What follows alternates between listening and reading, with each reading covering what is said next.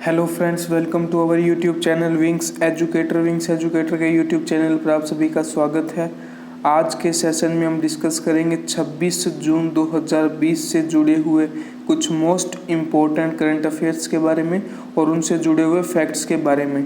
तो आप इस सेशन के एंड तक बने रहिए। और आप चाहते हैं अगर इस वीडियो की पीडीएफ को डाउनलोड करना तो आप हमारा टेलीग्राम ग्रुप विंग्स एजुकेटर को ज्वाइन कर सकते हैं, या फिर नीचे डिस्क्रिप्शन में दिए लिंक से भी जो आप इसकी पीडीएफ को डाउनलोड कर सकते हैं। तो चलिए सेशन को स्टार्ट करते हैं। तो आज का फर्स्ट क्वेश्चन क्या रहेगा कि प्रति वर्ष सीफर डे अर्थात नाविकों के दिन के रूप में जो है वो कब बनाया जाता है। तो इसका जो सही आंसर है वो हो जाएगा ऑप्शन सी। प्रतिवर्ष जो है वो 25 जून को जो है वो सीफर डे बनाया जाता है, अर्थात नाविकों के दिन के रूप में बनाया जाता है। इसके बारे में अगर हम और चर्चा करें तो अंतर्राष्ट्रीय समुद्र संगठन अर्थात इंटरनेशनल मैरीटाइम ऑर्गेनाइजेशन के द्वारा जो है वो 25 जून को सीफर डे के रूप में जो है वो मनाने की घोषणा की गई है। और इस साल अगर हम बात करें तो सीफेयर का वार्षिक दिवस 25 जून को अपनी 10वीं वर्षगांठ मनाएगा, अर्थात जो है वो इसकी शुरुआत 10 वर्ष पहले वर्ष 2010 से हुई और इस वर्ष जो है इसकी 10वीं वर्षगांठ थी। इसके अलावा अगर हम बात करें तो 2020 के दिन जो है वो इस वर्ष इसका अभियान था सीफर्स आर की वर्कर्स। इस अभियान के साथ जो है वो इस महामारी के काल के दौरान जो है वो यह डे मनाया गया, और जिसका उद्देश्य जो है वो नाविकों के बारे में जागरूकता बढ़ाना और उनके योगदान के लिए जो है उन्हें धन्यवाद करना। तो इस उद्देश्य के साथ जो वो इस दिवस को प्रत्येक वर्ष बनाया जाता है। इसके अलावा यहाँ पर बात आई है अंतर्राष्ट्रीय समुद्र संगठन, जिसके महासचिव हो जाएंगे किटेक लिम जी। और अगर हम बात करेंगे इसका हेडक्वार्टर तो लंदन यूनाइटेड किंगडम में हो जाएगा इसका हेडक्वार्टर, और इसकी स्थापना जो है वो 17 मार्च 1948 को हुई। इसके बाद अगर हम डिस्कस करें नेक्स्ट क्वेश्चन, तो नेक्स्ट क्वेश्चन हो जाएगा कि कुशीनगर हवाई अड्डे को अंतर्राष्ट्रीय हवाई अड्डा घोषित किया गया है, यह किस राज्य के अंदर स्थित है। तो यह आपको बताना है कि किस राज्य में स्थित है। तो इसका सही आंसर है ऑप्शन सी, उत्तर प्रदेश। जो कुशीनगर अंतर्राष्ट्रीय हवाई अड्डा है यह उत्तर प्रदेश के अंदर स्थित है। यहाँ पर बताया गया इसके बारे में। उत्तर प्रदेश के वर्तमान में मुख्यमंत्री की बात करेंगे तो योगी आदित्यनाथ जी, राज्यपाल हो जाएंगे आनंदीबेन पटेल। इसके अलावा जो है वो गूगल मैप के ऊपर किचन के बारे में जानकारी देने वाला पहला राज्य बना है उत्तर प्रदेश, और आरोग्य सेतु ऐप को अनिवार्य करने वाले राज्यों की श्रेणी में शामिल है उत्तर प्रदेश। इसके अलावा अगर हम बात करें तो गो अधिनियम में संशोधन किया गया है हाल ही के अंदर उत्तर प्रदेश के अंदर। ये कुछ पॉइंट्स थे जो कि उत्तर प्रदेश से रिलेटेड थे। इसके अलावा अगर हम डिस्कस करें नेक्स्ट क्वेश्चन, तो जम्मू और कश्मीर के देविका और पुनेजा पुल का उद्घाटन जो है वो किसके द्वारा किया गया है। तो इसका सही आंसर है ऑप्शन सी, जितेंद्र सिंह हैं। केंद्रीय मंत्री जितेंद्र सिंह ने जो है वो हाल ही के अंदर जम्मू कश्मीर के उधम और डोडा, ये 2 जिले हैं जम्मू कश्मीर में, इनमें जो है वो 2 पुलों जिनके नाम क्या है देविका और पुनेजा का उद्घाटन किया है। उधमपुर में जो है वो देविका नदी पर बने पुल को सीमा सड़क संगठन अर्थात BRO, जो कि रक्षा मंत्रालय के अधीन आता है, ने 15 महीने में बनाकर पूरा किया है। मतलब इस पुल को जो है 15 महीने के अंदर बनाया गया है, जबकि BRO के द्वारा जो है वो पुनेजा पुल का निर्माण लगभग 36 महीनों अर्थात अपने इसको कह सकते हैं 3 वर्ष के अंदर जो है वो किया गया है। इसके अलावा नेक्स्ट क्वेश्चन क्या हो जाएगा, कौशल विकास और उद्यमिता मंत्रालय और IBM ने मिलकर जो है वो कौन सा फ्री डिजिटल लर्निंग प्लेटफॉर्म शुरू किया है। तो इसका सही आंसर है ऑप्शन ए, इन्होंने शुरू किया है स्किल बिल्स रिजिनेट। ये पहल जो है वो शुरू की गई है MSDE और IBM के साथ संयुक्त रूप से। इसके बारे में जो है वो डिटेल जानकारी नीचे दी गई है।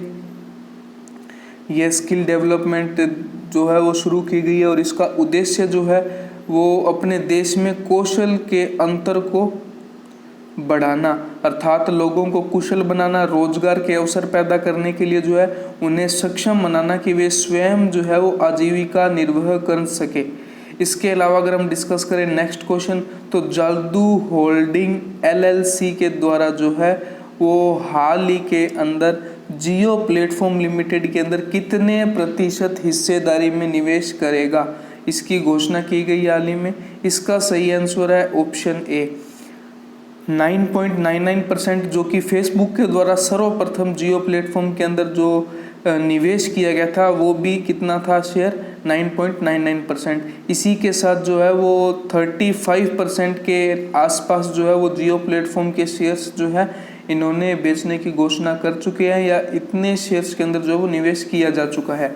अगर हम बात करें तो वर्तमान में यह आवश्यकता क्यों पड़ी कि जियो प्लेटफॉर्म जो अपने शेयर बेच रहा है, तो इसका कारण यह है कि वर्तमान में जो जियो प्लेटफॉर्म के ऊपर कर्ज है जो कि उसे मार्च 2020 तक चुकाना था, उसी के चलते जो जियो प्लेटफॉर्म जो है लगातार अपने निवेशकों में वृद्धि करता जा रहा है, और अब जो है वो लगभग जो है वो जियो ने अपने सारा कर्ज जो है वो चुकाने लायक जो है उतना निवेश कर चुका है, अर्थात उतने शेयर्स जो है वो कंपनी के बेच चुका है।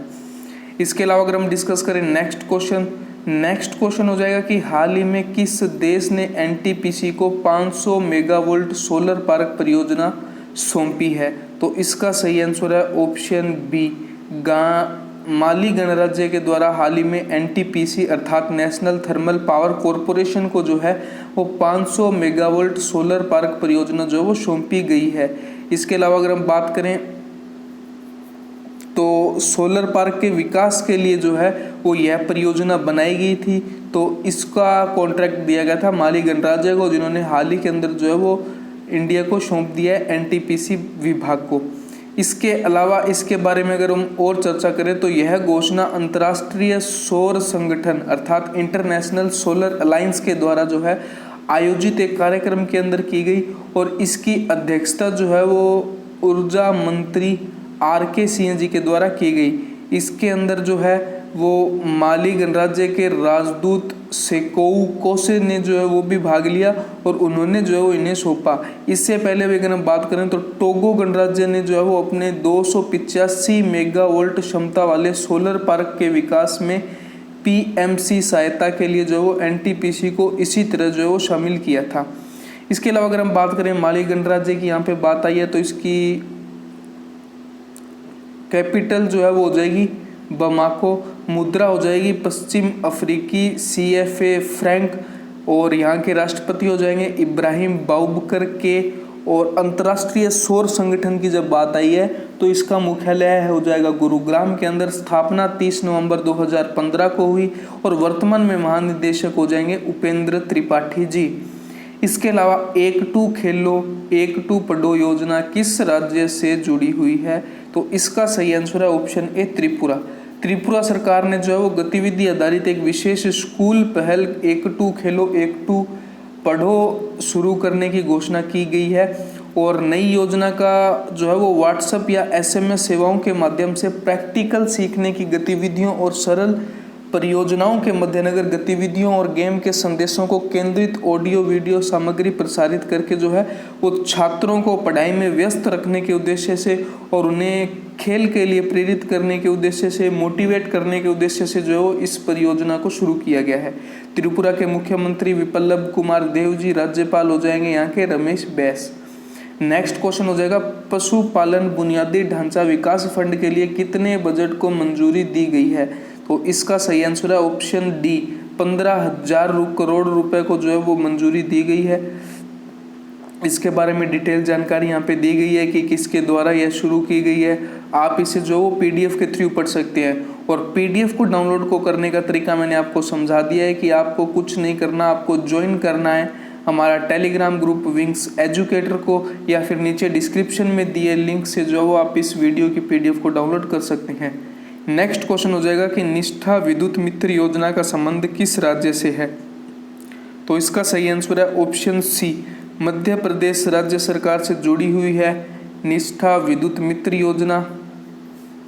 अगर हम बात करें तो मध्य प्रदेश की मध्य क्षेत्र विद्युत वितरण कंपनी ने जो महिला सशक्तिकरण के लिए जो है वो निष्ठा विद्युत मित्र योजना का शुभारंभ किया है। और इस योजना के अंतर्गत ग्राम पंचायत स्तर पर महिला स्व सहायता समूह निष्ठा विद्युत मित्र के रूप में जो है वो सेवाएं देंगे। इस योजना के राजस्व को बढ़ाने के साथ साथ महिलाओं को अतिरिक्त आय जुटाने में मदद करने के लिए यह योजना शुरू की गई है। और भोपाल, नर्मदापुरम, ग्वालियर और चंबल संभाग के लगभग 16 जिलों के अंदर जो है वो सभी ग्राम पंचायतों में जो है कंपनी के अधिकार क्षेत्र में लागू की गई है। नेक्स्ट क्वेश्चन हो जाएगा कि इंडियन रेड क्रॉस सोसाइटी की जो है वो ई ब्लड सर्विस मोबाइल एप्लीकेशन किसके द्वारा शुरू की गई है, किसके द्वारा लॉन्च की गई है।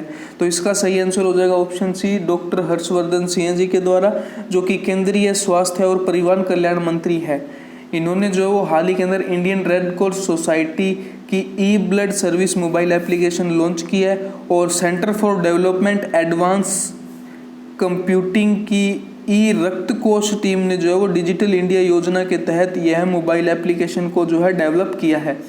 इसके बाद अगर हम बात करें आज के सेशन के लास्ट क्वेश्चन की, तो वो हो जाएगा कि किस सरकार के द्वारा लोक कलाकार गुलाब बाई संगमनेरकर को Vitthabai Narayan Gavarkar life time achievement award दिए जाने की घोषणा की है। तो इसका सही आंसर है ऑप्शन बी, महाराष्ट्र सरकार के द्वारा जो है वो लोक कलाकार गुलाबबाई संगमनेरकर को Vitthabai Narayan Gavarkar life time achievement award दिए जाने की घोषणा की है।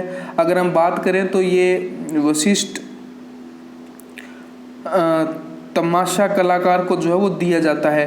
और वर्ष 2018-19 का यह सम्मान जो है वो गुलाबबाई संगमनेरकर को प्रदान किया जा रहा है। इस अवार्ड में 5 लाख रुपए की मतलब राशि दी जाती है और एक प्रशस्ति पत्र जो है वो एक स्मृति चिन्ह के रूप में प्रदान किया जाता है।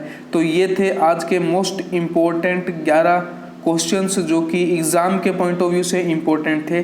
तो अगर आपको हमारी ये वीडियो पसंद आई है तो इसे लाइक करें, हमारे यूट्यूब चैनल को सब्सक्राइब करें और इसे ज़्यादा से ज़्यादा शेयर करें। Thank you.